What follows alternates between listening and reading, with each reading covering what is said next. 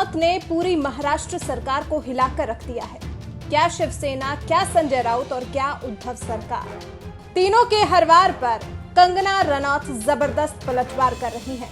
बॉलीवुड के इतिहास में शायद पहली बार है कि किसी बॉलीवुड एक्ट्रेस ने ठाकरे परिवार को सीधे चुनौती दे दी है।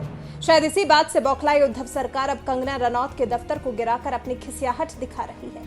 जिस तरह से कंगना के दफ्तर को अवैध बताकर बीएमसी हथौड़ा चलवा रही है, उसकी इस हरकत पर देश के दिग्गज पत्रकार भी भड़क गए हैं। वरिष्ठ पत्रकार रोहित सरदाना ने तो ट्वीट कर कहा, फासिज्म चिल्लाने वाले अब कहां घुस गए, असली फासिज्म देख के सांप सूंघ गया। भारत में डर लगता है कहने वाले आमिर खान और नसीरुद्दीन शाह पर निशाना साधते हुए वरिष्ठ पत्रकार अनुराग मुस्कान ने लिखा, जिन्हें इस देश में डर लगता है उन्हें इतना तो एहसास हो गया होगा कि वो इस देश में कितने सुरक्षित हैं, क्योंकि इस देश में डर लगता है कहने के बावजूद भी कभी उनके घर पर बुलडोजर नहीं चलाया गया। एक और ट्वीट में अनुराग मुस्कान ने लिखा, बड़े बड़े मामलों से ध्यान भटकाने के लिए कभी कभी ऐसी छोटी मोटी तोड़फोड़ करनी पड़ती है सेन्योरिटा। वरिष्ठ पत्रकार अंजना ओम कश्यप ने भी उद्धव सरकार पर भड़ास निकाली है। लिखा है, बीएमसी एंड कंपनी ने बड़ी शिद्दत से आज अपने पैर पर बुलडोजर दे मारा है।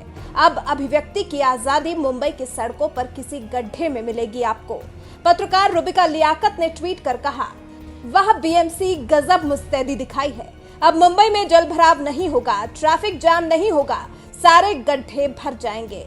बारिश से कोई इमारत अब भरभरा कर नहीं गिरेगी। सरकार आपने बस एक इमारत गिराई है, लेकिन एक अदाकारा ने आपकी नींव हिलाकर रख दी है। पत्रकार दीपक चौरसिया ने ट्वीट कर कहा, वो लोग जो दिन भर फांसीवाद और तानाशाही का राग अलापते रहते हैं, उन्हें महाराष्ट्र सरकार के फैसले पर फांसीवाद नहीं दिख रहा।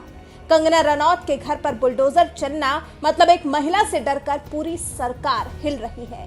कंगना का ऑफिस तोड़ने में जल्दबाजी समझ से परे है, ये बदले की भावना है। कंगना पर निजी खुन्नस निकालने का कोई मतलब नहीं है।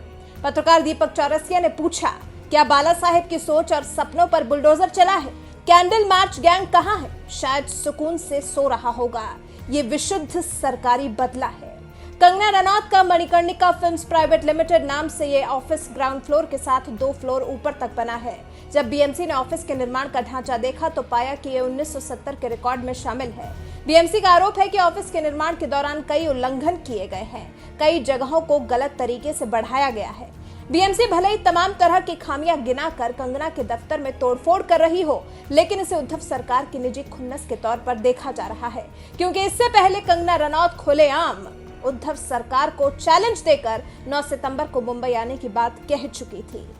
आप देखिए संजय राउत, शिवसेना और उद्धव सरकार को कंगना रनौत का खुला चैलेंज। संजय राउत जी, आपने मुझे कहा कि मैं एक हरामखोर लड़की हूं। आप एक सरकारी मुलाजिम हैं, एक मंत्री, आप तो जानते ही होंगे कि इस देश में हर दिन नहीं हर घंटे कितनी लड़कियों के बलात्कार हो रहे हैं, कितनी लड़कियों का शोषण किया जा रहा है, उनकी बॉडीज काट के ऐसी डाल के फेंक दी जा रही है, उनकी काम की जगहों पे उनको गालियां दी जा रही है, उनका अपमान किया जा रहा है, उनके खुद के पति उनके कान, नाक, मुंह, कान, जबड़े तोड़ रहे हैं। और आपको पता है इसका जिम्मेदार कौन है? इसका जिम्मेदार है ये जो मानसिकता आपने, जिसका भौंडा प्रदर्शन पूरे समाज के सामने, पूरे देश के सामने किया है, वो मानसिकता इसकी जिम्मेदार है। और इस देश की बेटियां आपको माफ नहीं करेगी संजय जी। आपने उन सब महिलाओं का शोषण करने वालों को सशक्तिकरण किया है, इस देश की बेटियां आपको माफ नहीं करेंगी। जब आमिर खान जी ने कहा था मुझे इस देश में डर लगता है, तब उनको किसी ने हरामखोर नहीं कहा, या जब नसीरुद्दीन शाह जी ने कहा था तब उनको किसी ने हरामखोर नहीं कहा। जो मुंबई पुलिस की मैं तारीफ करते हुए नहीं थकती थी, आप देख लीजिए मेरे पुराने कोई भी इंटरव्यूज, आज जब वो पालघर की लिंचिंग में साधुओं को के सामने वो कुछ नहीं करते हैं, खड़े रहते हैं, या एक लाचार बाप जैसे कि सुशांत के पिताजी उनकी एफआईआर नहीं लेते हैं, मेरी स्टेटमेंट नहीं लेते हैं, तो इस प्रशासन के चलते हुए अगर मैं उनकी निंदा करती हूं, ये मेरी अभिव्यक्ति की आजादी है, मैं उनकी निंदा करती हूं। संजय जी, मैं आपकी निंदा करती हूं, आप महाराष्ट्र नहीं हैं। आप ये नहीं कह सकते कि मैंने महाराष्ट्र की निंदा की। और संजय जी, मैं 9 सितंबर को आ रही हूं, आपके लोग कह रहे हैं कि आप लोग मेरा जबड़ा तोड़ देंगे, आप लोग मुझे मार डालेंगे। आप लोग मुझे मारिए, क्यों? क्योंकि इस देश की जो मिट्टी है वो ऐसे ही खून से सींच कर इस देश की जो गरिमा है और अस्मिता के लिए न जाने कितने लोगों ने अपनी जान दी है। और हम भी देंगे संजय जी, हम भी देंगे, क्योंकि हमको भी वो कर्ज निभाना है। मिलते हैं 9 सितंबर को। जय हिंद, जय महाराष्ट्र।